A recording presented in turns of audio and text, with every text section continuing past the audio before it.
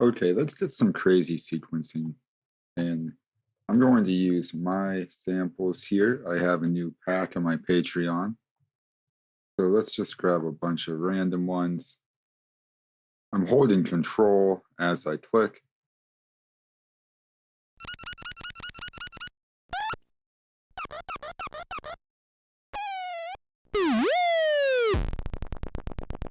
That's fun. Oh, look at that. Okay. Let's get rid of this one. I don't want that.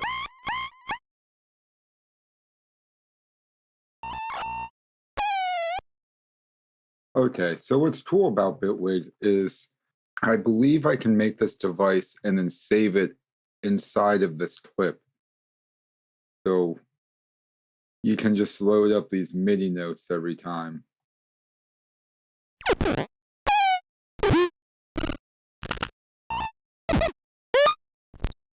And not have to input them like I am now. Oh yeah, fits these ends. There is some empty space at the end because samples are a little annoying to make in Bitwig. They really want you to save them as a clip, which is cool unless you want to make a sample pack. So we're gonna really get intimate with this. Now let's put everything into a rack.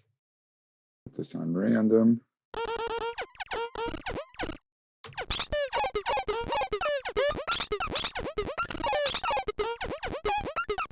I was originally going to use the note grid, but I figured it would be cooler to get a bunch of LFOs and step sequencers going between the drum machine and the sequencer part. And that's just going to be a lot more cohesive outside of the grid. You'll see what I mean. 5 milliseconds, bring it way down to like 7%. Let's get a selector in there. Dry layer will go on top. And whatever controls that, let's just call it a random for right now, will go on the instrument layer.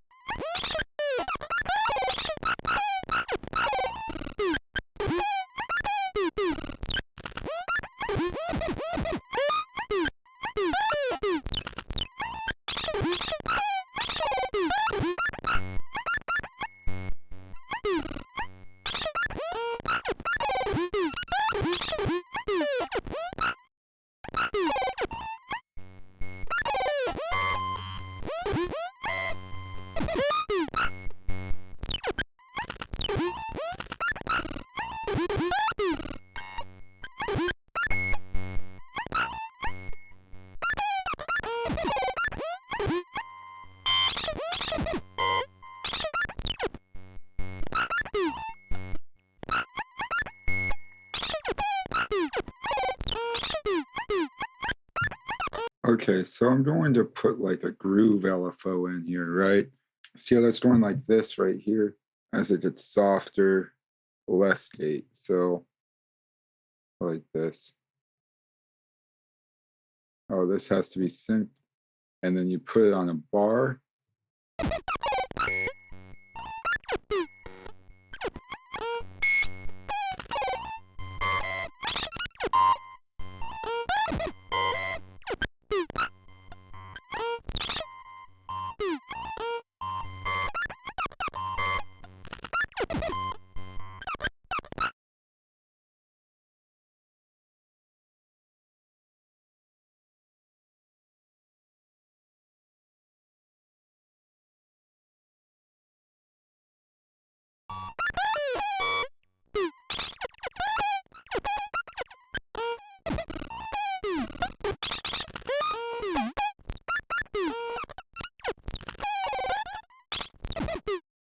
let's start processing. This one could be different.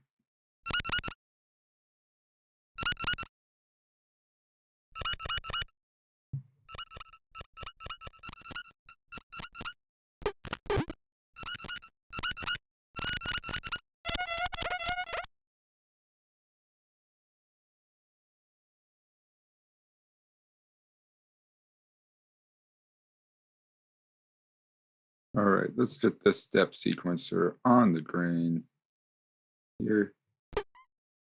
And then this random is going to go onto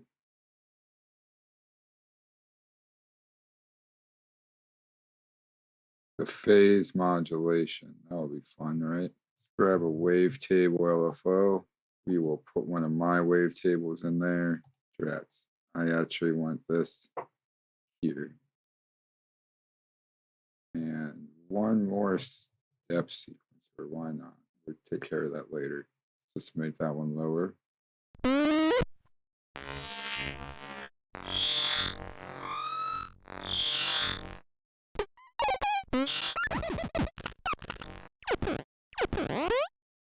Just control the speed like this.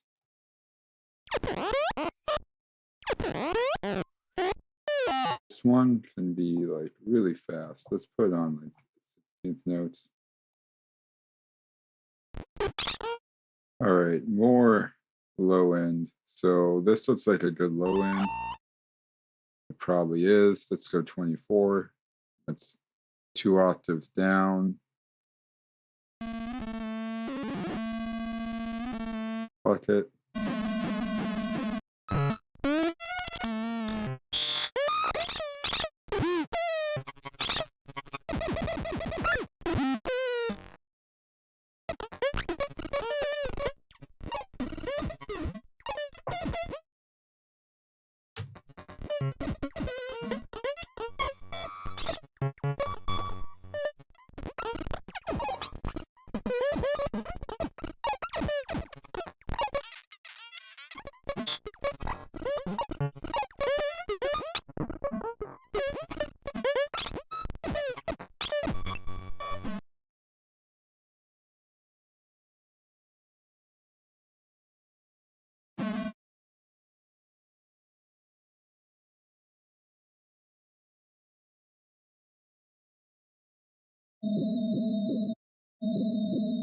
Let's put blur on this. Use a preset pipe. Nice. And we'll put the fast sequencer on that. So let's just put a convolution in there after the flange, just a little bit. And then we're going to put an EQ 5.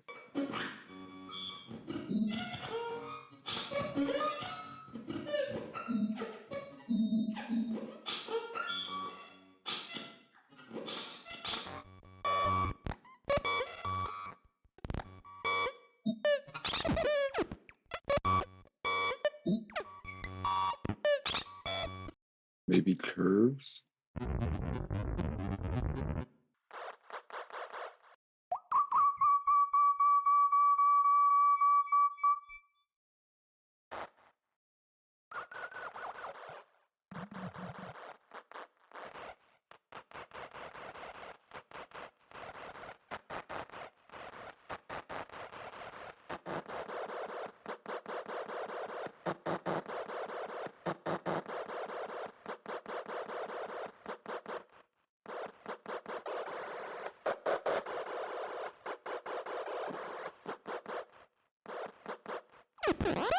This LFO, let's control the speed just slightly though.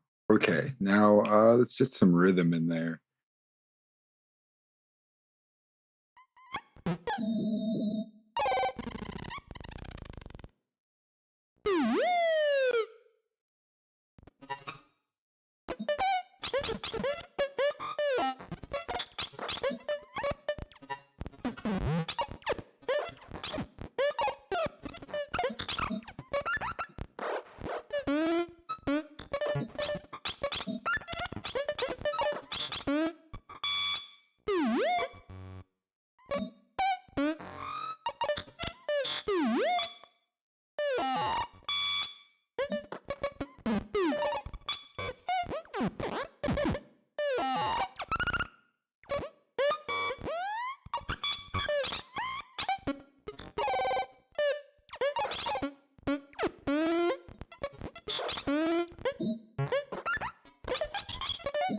Ooh, that was nice. With a filter on a bandpass. Ooh, all right, here's an idea. So we'll put one like this.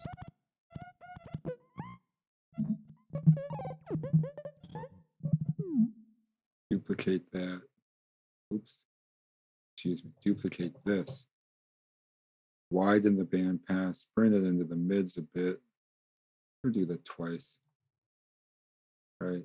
So bring this up. Maybe bring it down a little more. And then let's do one more bandpass in here. Like that.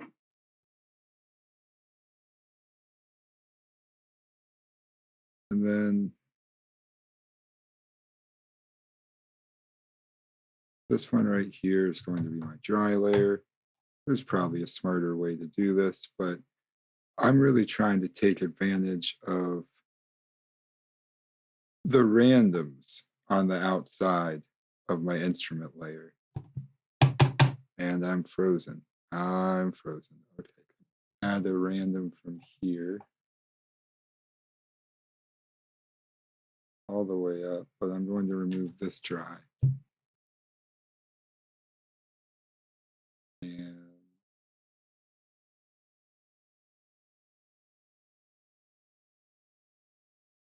eighth note triplets.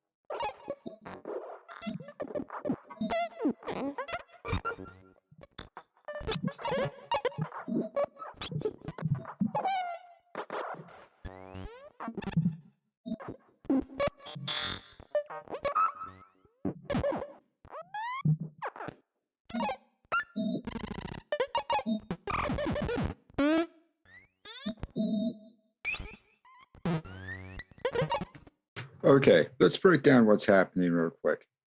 You will be able to download this on my Patreon.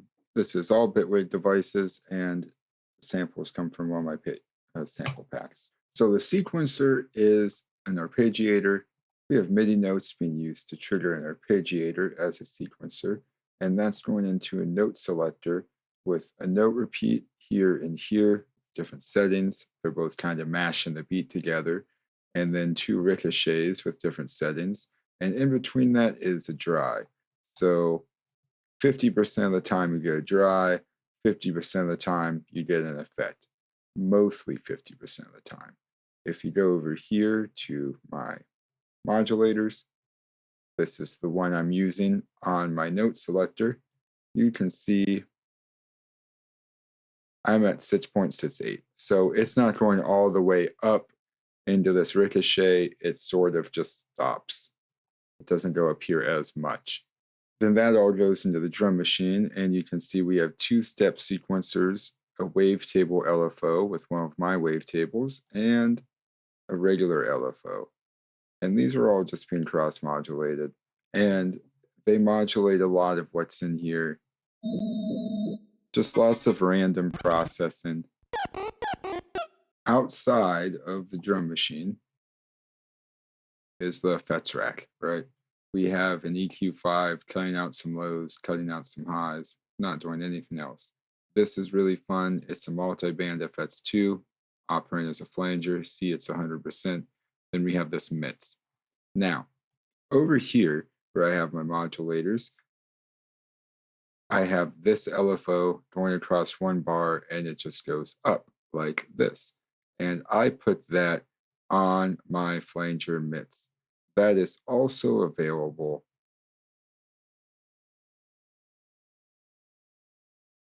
on my velocity and gate. As we go from the start of the bar to the end of the bar, the gate goes up and the velocity goes down, but the flanger also goes up, the MIDS on the flanger. So that's cool. Then I have just a little bit of verb. This FX selector has a bunch of filters with randomly selected bandpass, and then we could even go like that. Filter time base. There we go. So turn on that filter.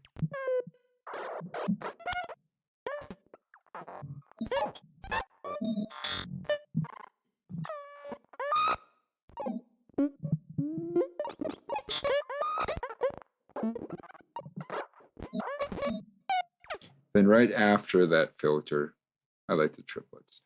Right after the filter here, we have a delay plus. And that's really made to just catch the tops of what's coming through. You can see how low it smits down, and you can see the low cutoff here. Let's give it a bounce, see what it looks like. It's always fun.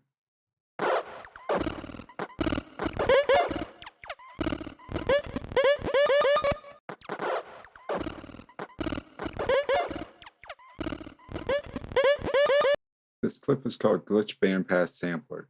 If you pull it into your arranger, as soon as it loads,